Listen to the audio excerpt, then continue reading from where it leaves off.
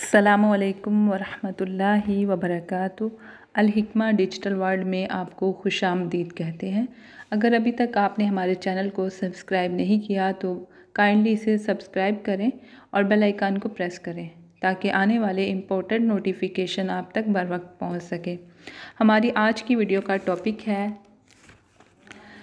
आँखों की हिफाजत का तरीक़ा नबवी सल्लल्लाहु अलैहि वसल्लम। अबू दाऊद ने अपनी सुनन में अब्दुर्रहमान बिन नौमान बिन मुअब्बद बिन हुज़ा अंसारी से रवायत नकल की है।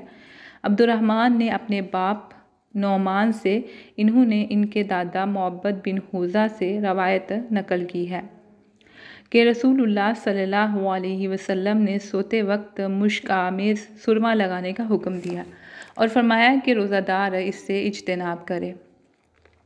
इसको अबू दाऊद ने किताबुस्सियाम बाब फिल कहल इन द नौम लिस्साइम में बयान किया है और ये हदीस सही है। तिर्मिज़ी में अब्दुल्ला बिन अब्बास से रवायत है, इन्होंने बयान किया रसूलुल्लाह सल्लल्लाहु अलैहि वसल्लम जब सुरमा लगाते तो दाईं आँख में 3 बार लगाते, इसी से शुरू करते और इसी पर ख़त्म करते, और बाईं आँख में 2 बार लगाते। इसको तिर्मिज़ी ने अबवाबुल लिबास बाब मा जा फिल इक्तिहाल में बयान किया है।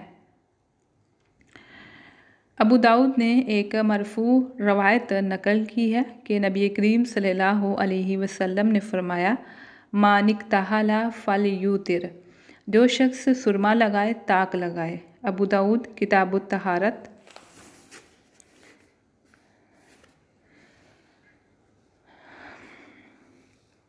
में इसे बयान किया है। अब ये सवाल पैदा होता है कि दोनों आँखों की निस्बत से ताक मुराद है या एक में 3 बार और दूसरी में 2 बार और दाईं तरफ से इब्तदा करना बेहतर और अफजल है, या हर आँख के एतबार से ताक मुराद है। ताक से मुराद होता है कि 1, 3, 5 यानी जिसके आखिर में ताक अदद हो, और जुफ्त होते हैं 2, 4, 6, 8। इस तरह हर आँख में 3-3 बार लगाया जाए। ये दोनों मज़कूरा अक़वाल इमाम अहमद बिन हम्बल वगैरह के मज़हब में मौजूद हैं। सुरमा आँखों की हिफाजत का ज़ामुन है, नूरे नज़र के लिए तक़वियत देता है और इसको बढ़ाता है और आँखों से फासद मवाद को ख़ारिज करता है और इसको बाहर फेंकता है। इसके साथ ही साथ आँखों को ज़ीनत बख्शता है। और सोने के वक़्त सुरमा लगाने में ख़ास बात क्या है, वो ये है कि इससे सुरमा आँखों में बाकी रहता है और इस तरह आँख पूरे तौर पर सुरमा को समो लेती है और आँखें नींद के वक़्त हरकत से बाज रहती हैं। इसलिए हरकत से जो नुकसान होता है नींद के वक्त, इससे आंखें महफूज रहती हैं और तबीयत इस काम के करने में पूरे तौर पर लग जाती है।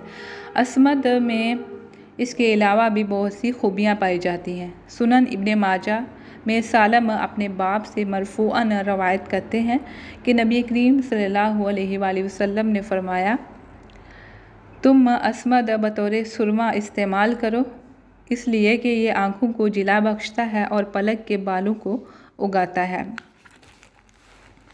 अबू नईम किताब में मज़कूर है, अबू नईम की किताब में मज़कूर है।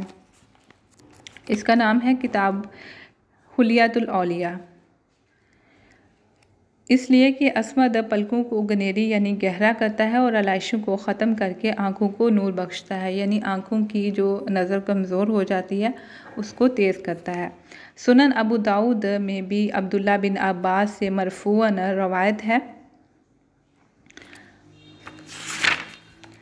बिलाशुबा तुम्हारे सुरमों में सबसे बेहतर सुरमा अस्मद है, जो आँखों को जिला बख्शता है और पलकों के बालों को उगाता है।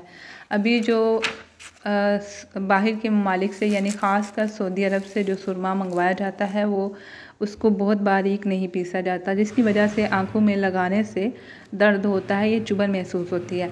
उसका तरीका ये है कि उसको दोबारा से बोतल से निकाल के तो खल के अंदर डाला जाए और उसमें आबे ज़मज़म और अर्के गुलाब मिला के अच्छी तरह खूब रगड़ाई की जाए।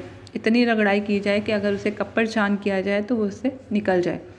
और फिर उसको आँखों में लगाया जाए तो फिर फ़ायदा होता है।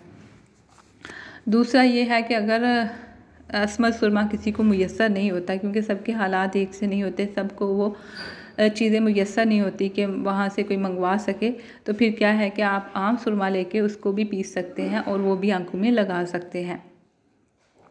इसके अलावा आँखों की हिफाजत के लिए कुछ यूनानी चीज़ें हैं जो इस्तेमाल की जाती है, बल्कि घरेलू समझ लें। बल्कि गुलाब आँखों के लिए बहुत मुफीद है, उसको ठंडा करके फ्रिज में तो वो आँखों में डालना बेहतर है।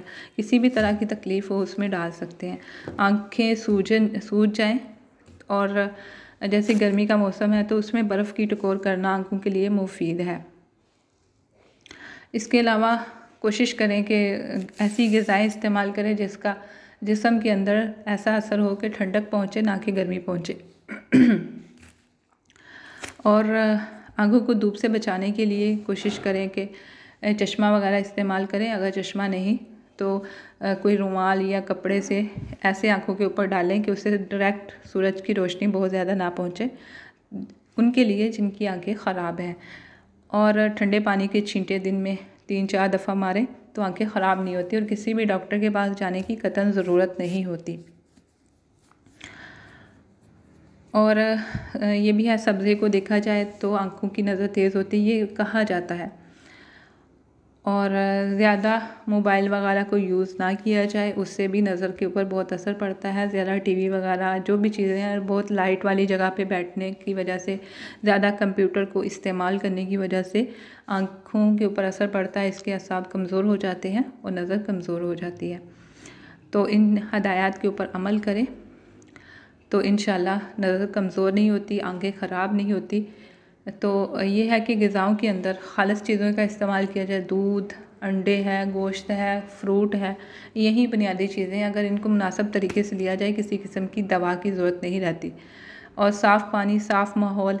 और कुरान मजीद में अल्लाह ताला का हुक्म है जिसके अल्फाज तो बिल्कुल बेईनी ही वैसे नहीं है, लेकिन सिर्फ इतना है कि अल्लाह ताला फरमाता है कि अपनी नज़रों की हिफाजत करो, यानी एक मफ़हूम है।